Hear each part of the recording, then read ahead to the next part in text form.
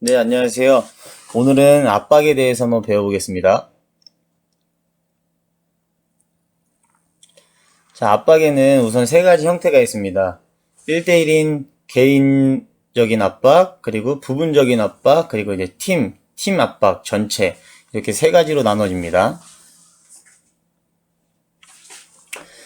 왜 프레싱을 하나? 처음에는 이제 공간을 주지 않기 위해서, 시간을 주지 않기 위해서 한다고 합니다. 축구는 시간과 공간의 싸움이기 때문에 시간, 공간을 주지 않기 위해서 압박을 합니다. 그리고 선택할 여유를 주지 않기 위해서, 주의를 보지 못하기 위해서, 움직임을 막기 위해서 최우선 지역을 방어할 수 있다. 우리가 원하는 쪽으로 몰 수 있다. 실수를 유발할 수 있다. 압박을 한다고 저희가 볼을 다 뺏을 수 있는 건 아닙니다. 상대에게 실수를 유발하고 그 실수로 인해서 우리가 볼을 탈취하면 성공하는 것이기 때문에 무조건 압박을 해서 볼을 뺏을 수 있는 건 아닙니다.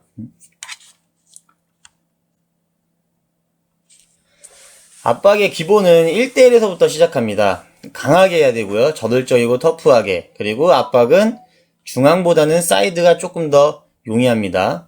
그리고 압박을 미들 서드에서 하는 이유는 실수를 해도 만회할 수 있는 공간이 있고, 실수를 해도 어려운 상황에 처하지 않기 때문에 미들 지역에서 압박을 시작하고요. 압박은 한 명도 빠짐없이 전원이 해야 하고, 압박을 어느 시점부터 할 건가 이야기가 되어 있어야 합니다. 그리고 경기 중에는 계속 할 수 없고요.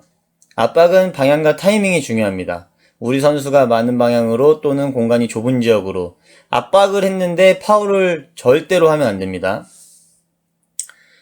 밑에 보시면 이제 능력 있는 상대를 하면 안 되고 타깃을 잡고 집중적으로 상대 볼 스피드를 줄이고 드리블을 하게 하여야 하고 압박이 실시되면 볼을 쟁취하던지 횡패스나 백패스를 하게 합니다.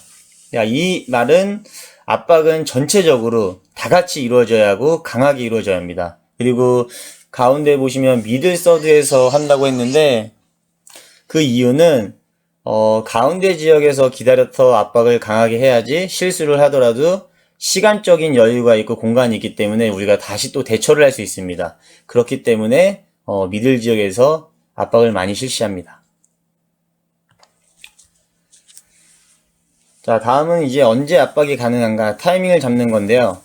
상대가 백패스를 할 때, 볼을 빼앗긴 후 바로 위험 지역으로 넘어올 때, 상대 볼 소유자가 불안한 볼 키핑을 실시할 때, 볼이 필드를 가로질러 플레이될 때 여러 가지가 있습니다. 이 부분은 훈련 전에 미팅을 통해서 언제 우리가 압박을 해야 할지 타이밍을 잡는 겁니다. 그럼 볼에 제일 가까운 선수가 강하게 수비를 하러 가고 그 뒤에 있는 선수는 커버를 생각할 거고 위험할 때 또 도와줄 거고 이런 식으로 해서 팀 조직력이죠. 항상 연습을 할 때나 미팅을 할 때 우리가 언제 압박을 하러 가자라는 이제 말을 하고 미팅을 한 후에 이제 경기장에 들어가게 되는 것입니다. 자, 그러면 어떻게 압박을 실시하나? 제일 중요한 거죠. 첫 번째, 전체적으로 함께 실시해야 합니다. 지속적인 압박이라고 하지만 계속해서 압박을 할 수 없습니다. 계속해서 압박을 할 경우 체력적인 문제도 일어나고 공간이 많이 열리기 때문에 실점의 위험이 있을 수 있습니다. 또한 조직적 준비가 되어 있을 때 간혹 선수 개인의 판단에 따라 한두 명이 압박을 실시할 수 있습니다. 이때 제일 가까운 사람이 압박을 실시를 하면 뒤에 있는 선수들은 자연스럽게 커버를 하고 좋은 위치에 또 가게 되어 있기 때문에 그래서 언제 어떻게 압박을 하느냐가 제일 중요합니다. 밑에 보시면 5에서 10초 사이에 압박이 끝나야 된다고 써 있는데 이 말은 아까 전에 말씀드렸듯이 계속적으로 압박을 할 수는 없습니다.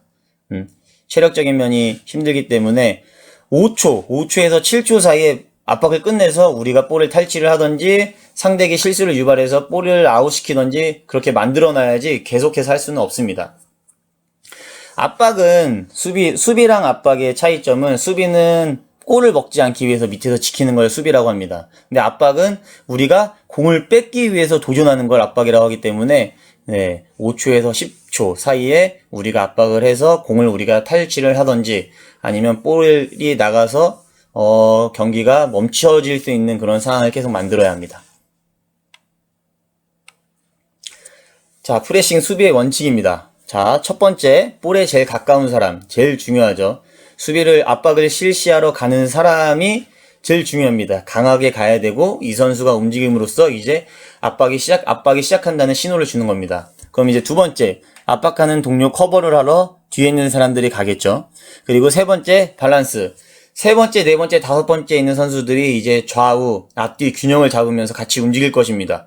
볼이 어디로 살아나올지, 저 선수가 지금 어디를 향하고 있는지를 판단해서 밸런스를 잡을 거고요.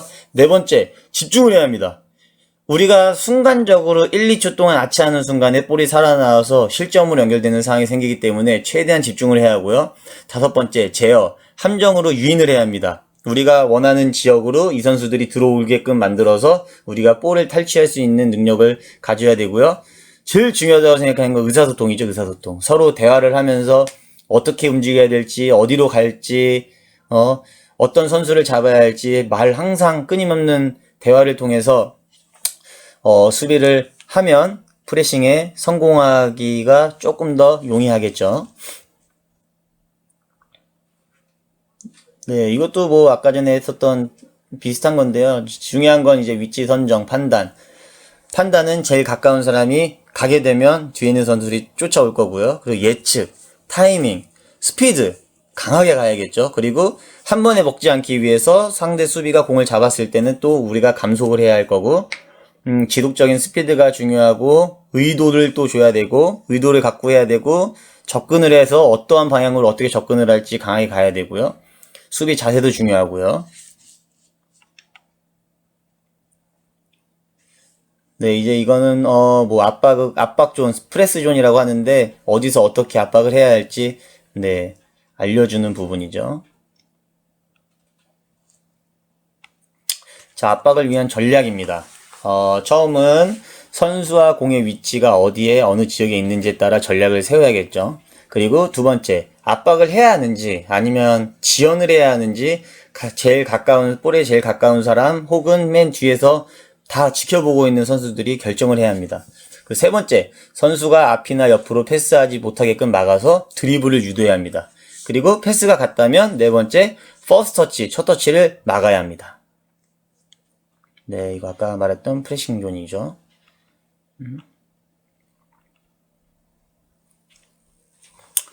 자, 그리고 공을 가지고 있는 선수를 저지해야 하고요. 선수의 공간과 각을 막습니다. 이 각은 드리블할 수 있는 각, 패스가 나갈 수 있는 각, 킥이 나갈 수 있는 각을 막아야 합니다. 이 선수가 오른발로 잡고 있는지 왼발로 잡고 있는지 수비의 포지션이 조금씩 다 바뀌겠죠. 그리고 일곱 번째, 볼과 선수의 움직임을 저지시킨다. 제한을 준다는 거죠. 여덟 번째, 공간을 압박할지 선수를 압박할지 초기 압박은 선택한다. 처음에 가는 선수가 이 선수의 공간을 압박을 해야 할지 아니면 선수 직접적인 압박을 해야 할지 잘 선택을 해야지 뒤에 있는 선수들이 대처를 하는데 이것도 아니고 저것도 아니고 어영부영 가다 보면 공간도 열리죠. 이 선수도 열리기 때문에 많은 위험이 초래될 수 있습니다. 자, 다음은 프레싱 존입니다. 왼쪽에는 과거에는 이렇게 프레싱 존을 그냥 층마다 내서 단순하게 보여줬었는데 미래에는 되게 세분화가 돼서 어느 사이드 지역, 뭐 미들 서드, 디펜스 서드, 어태킹 서드, 뭐 사이드 지역, 가운데 지역 이렇게 세분화로 되게 나눠져서 지금은 네, 이런 식으로 해서 프레스 존을 만들고 있습니다. 자, 다음은 이제 아홉 번째입니다. 서포트 해주는 선수를 옆에서 커버한다. 공간을 메꾼다거나 전체적으로 슬라이드 하거나 재정비를 하거나, 네. 서포트 해주는 선수를 말 그대로 이제 옆에서 한 명이 더 도와주는 상황을 만드는 겁니다. 우리가 볼을 취득했을 때는 다 바로 또 볼을 받을 수 있게끔 아니면 만약에 그게 안 됐을 경우에는 옆에 있는 선수가 또 같이 가서 압박을 하는 방법을 많이 선택하죠. 그리고 몇 명이 압박을 가할 것인지 밸런스를 맞춰야 한다. 몇 명이 압박을 가야 되는지 몇 명이 밸런스를 맞춰야 되는지 잘 선택을 해야 합니다. 압박하는 곳에 2명만 가면 되는데 4명이 간다고 하면 이건 다른 곳에 문제가 생기겠죠. 그런 부분을 잘 선택해서 해야 되고 11번째, 두 번째 압박 옵션을 세워야 한다. 첫 번째에서 실패를 했을 때 두 번째는 어떻게 대처를 하고 어떻게 압박을 해야 할지 잘 생각을 하고 미팅을 통해서 훈련을 통해서 잘 만들어내야 합니다. 그리고 마지막 압박을 하는 이유죠. 공을 빼앗는다. 공을 언제 어디서 어떻게 빼앗는지 마지막이 제일 중요합니다. 압박을 하는 이유는 공을 빼앗기 위해서거든요. 그래서 마지막 공을 빼앗는다입니다. 현대 축구의 압박이죠. 축구 선수들은 1초면 선수들이 7에서 8m를 뛴다고 합니다. 그런데 요즘의 압박 속도는 너무 빨라지고 강해져서 공격수의 볼 소유 가능 시간이 최대 1초랍니다. 1초. 그 정도로 공을 갖고 있으면 바로바로 옆에서 수비가 와서 네, 공을 압박하는 상황인 거죠. 사람들이 이런 얘기를 하죠. 압박을 하면 너무 힘들지 않냐. 너무 뛰는 거리가 많아지는 거 아니냐. 그런데 데이터상으로 본다면 압박을 하는 게 뛰는 거리가 더 줄어듭니다.